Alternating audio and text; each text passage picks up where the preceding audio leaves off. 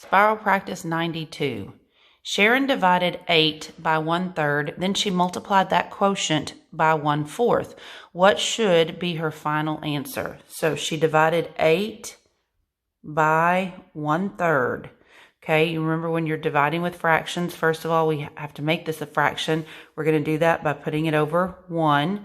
When you divide, keep, change, flip. So we're going to keep this 8 over 1. We're going to change the division to multiplication, and we're going to flip this over. So the numerator becomes the denominator becomes the numerator.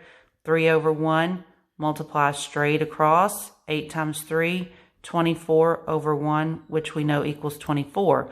Then it says she multiplied that quotient, the answer to the division problem, by 1/4. So we're going to do 24 times 1/4. Again, you've got to make this a fraction by putting it over 1. We're going to multiply straight across. So this is going to be 24 over 4. Remember, this means to divide. So 24 divided by 4 is 6. So the correct answer here is D. Number 2.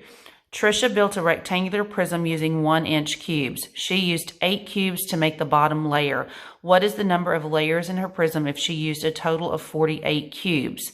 Okay, so a rectangular prism, it looks like a box. If we're filling it with cubes, we're filling something up, we're finding the volume. Now we know that there are 2 formulas for volume. Because this one talks about layers, we're going to use the formula base times the height, because the base is your layer.